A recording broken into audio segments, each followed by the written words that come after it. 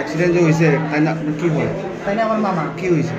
তাই নিলে তো আমরা খবর পাইছি যে ওটা করে পদ্মপুর এখানে রাস্তার মধ্যে গলার মধ্যে সেদাইয়া রাস্তার মধ্যে পালাই দিচ্ছে পদ্মপুর না রাধাপুর? রাধাপুর। তো লোকজনে হসপিটাল নিয়ে আসছি। তো খবর পাওয়ার পরে আমি এখানে আইছি। আবার পরে তো মামার কাছ থেকে যেটা বক্তব্য শুনলাম তাইনে যেটা বলতেছে তাইনের সম্বন্ধী এবং আরও কে তাপস মোমো এবং তাইনের শালা নাকি আরও দুইজন তারা মিললে এই আক্রমণটা তাইনের উপর করছে।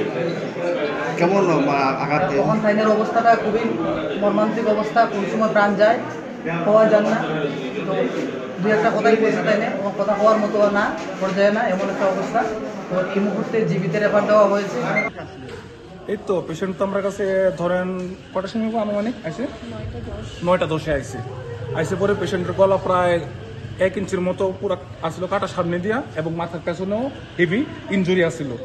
সো আমরা করলাম কি ফার্স্ট মাথার পেছনে স্টিচিং দিয়েছি, দিয়ে সেটা তারপরে এই জায়গাটারে যদ্দূর পারি আমরা ইমার্জেন্সি রুমে তাড়াতাড়ি রিপেয়ার করছি পরে এখন ব্লিডিং আপাতত বন্ধ।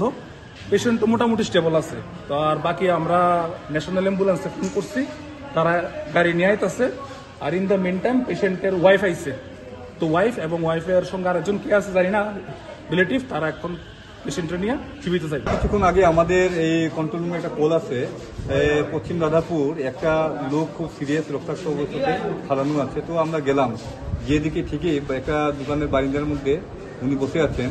ওনার গলার মধ্যে হয়তো কিছু দিয়ে একটা আঘাত করা হয়েছে, প্রচণ্ড ব্লিডিং হচ্ছে। তো এটাকে আমরা রিসিভ করে এনে ধর্মনগর হসপিটালে শিফট করে দিচ্ছি, ওনার চিকিৎসা চলছে। কিন্তু ওনার নাম তো পাওয়া যায়নি, এবং এখানে লোকাল পাবলিক ছিলেন, অনেক লোকাল পাবলিক ছিলেন, ওনাদেরকে আমরা জিজ্ঞাসা করলাম যে ওনাকে কেউ চিনে নাকি, ওনার নাম কি। ওরা কেউ কোনো কিছু বলতে পারে না।